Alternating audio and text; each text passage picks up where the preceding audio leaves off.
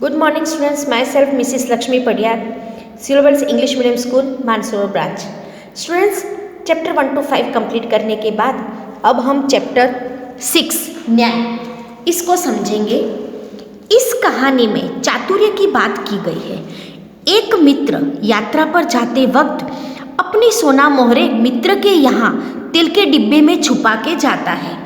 यात्रा से जब वापस आता है अपनी सोना मोहरे नहीं मिलती. वह काजी से फरियाद करता है. अंत में हसन नाम का एक लड़का अपनी चतुराई से सच्चा न्याय करके अली ख्वाजा को मोहरे वापस दिलवाता है. यह रोचक कहानी न्याय और बुद्धिमत्ता की एक झलक हमें इस चैप्टर 6 न्याय में देखने को मिलती है. ये कहानी अदालत किसी भी झगड़े का निपटारा करते समय सबूतों पर ध्यान देती है. सबूत न मिलने पर वह सही न्याय नहीं दे पाती. ऐसे मामले में सूझबूझ काम आती है. इस कहानी में भी कुछ इस प्रकार सा है. एक चतुर लड़का अपनी सूझबूझ से एक व्यापारी को सही न्याय दिलाता है. इस कहानी में हमें ये देखने को मिलता है. ये न्याय चैप्टर 6 न्याय का प्रकार है कहानी. और इस कहानी में हमें अपनी अक्लमंदी बुद्धिमत्ता की झलक यहाँ इस कहानी में हमें देखने को मिलती है. हम ये चैप्टर को 2 पार्ट में डिवाइड कर रहे हैं. पार्ट 1 में आज हम आधा समझेंगे. पार्ट 2 में नेक्स्ट वीडियो में हम समझेंगे. पुराने जमाने में इराक की राजधानी बगदाद में एक व्यापारी रहता था. इराक की राजधानी बगदाद में एक व्यापारी रहता था. उसका क्या नाम था? अली ख्वाजा. उसका नाम था अली ख्वाजा.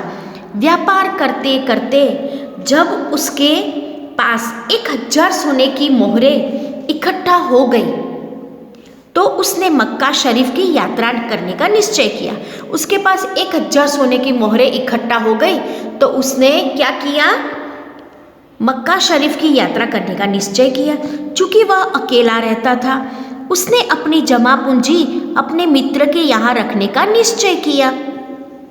यात्रा के खर्च के लिए उसने 500 मोहरें अलग रख दी. फिर बची हुई 500 मोहरें जो उसके पास 1000 सोने की मोहरें थी उसमें से 500 मोहरें अलग रख दी और बची हुई मोहरें डालकर तेल भर दिया. अली ख्वाजा पड़ोस में अपने मित्र वाजिद के घर गया. किसके घर गया? वाजिद के घर गया. उसको अपनी यात्रा के बारे में बताया और कहा, यह तेल का घड़ा मैं आपके घर रख कर जाना चाहता हूँ. मक्का से लौट कर ले लूँगा. वाजिद ने अपने तहखाने में की चाबी दी. अपने तहखाने की चाबी दी और चाबी देते हुए कहा कि आप अपना घड़ा तहखाने में आप खुद ही रखाइए. जब आप लौटे तो उसी स्थान से ले लीजिए. अली ख्वाजा घड़ा रखकर यात्रा के लिए निकल गया. क्या हुआ बच्चों? इराक की राजधानी बगदाद में एक व्यापारी रहता था. उसका नाम अली ख्वाजा था. उसके पास 1000 सोने की मोहरें इकट्ठा हो गई. अब उसने क्या किया? 500 मोहरें उसकी इच्छा हो गई थी मक्का की यात्रा करने की. तो अब उसने कहा कि अब जाना है मुझे यात्रा करने के लिए तो मैं इतना रिस्क तो ले नहीं सकता. तो 500 सोनों की मोहरें उसने अपने पास रखी और बाकी की जो मोहरें बची थी वो तेल के घड़े में रखकर अपने पड़ोसी मित्र वाजिद के घर रखाया. वाजिद ने तहखाने की चाबी दी और क्या कहा? आप अपने हाथ से रखिए और जब आप वापस आओ तो उसी स्थान से आप अपने ये घड़े को ले लीजिएगा. एक दिन वाजिद के घर दावत थी. एक दिन क्या था बच्चों? वाजिद के घर दावत थी और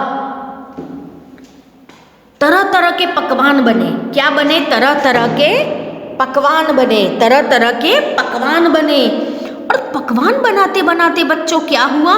तेल खत्म हो गया. रात का समय था. वाजिद की बीवी अपना सिर खुजालने लगी. तभी उसे अली ख्वाजा के तेल के घड़े की याद आई. अब मेहमान आने पर अलग अलग प्रकार के पकवान बने. तेल तो ख़त्म हो गया. अब वाजिद की बीवी तो टेंशन में आ गई. अब क्या करूँ क्या करूँ? तभी उसे अली ख्वाजा के तेल की याद आई कि हाँ, अली ख्वाजा ने तेल का घड़ा हमारे तहखाने में रखा है। उसने सारी बातें वाजिद से कही। आप तहखाने में से तेल के घड़े से थोड़ा तेल निकाल लाइए ना, इस समय बाजार तो बंद है। कल सुबह बाजार से नया तेल लाकर घड़े में भर देंगे। ख्वाजा आज रात ही आकर तो तेल ही नहीं मांगने वाला। अब वाजिद से उसकी बीवी ने कहा कि अब तेल खत्म हो गया, अब रात को तेल कहाँ मिलेगा। एक काम करिए, आप मुझे घड़े में से तेल निकाल कर ला दीजिए, कल सुबह उसमें तेल ऐड कर देंगे। और आज तो रातों रात आकर ख्वाजा कोई हमसे तेल मांगने वाला है नहीं। बीवी की बात सुनकर वाजिद तहखाने में गया। अपनी बीवी की बात सुनकर वो कहाँ गया? तहखाने में गया। कहाँ गया? तहखाने में गया। अब जब घड़े की सील खोलकर तेल निकालने लगा तो घड़े में से सिक्कों की आवाज आई। उसे लगा कि घड़े में तेल के नीचे कुछ है, इसलिए उसे दूसरे बर्तन में लेकर आता हूँ। मैं तेल निकालने के लिए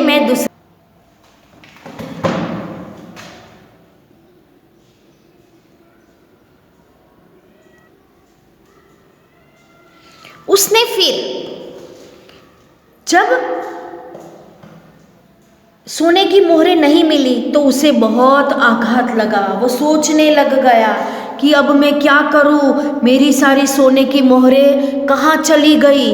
अब वो तो टेंशन में आ गया और पैरों तले उसके तो जमीन ही खिसक गई। अब वो सोचने लगा, अब मैं क्या करूं, क्या करूं। वो तो सिर खुजालने लग गया कि मेरी एक भी सोने की मोहरें नहीं बची।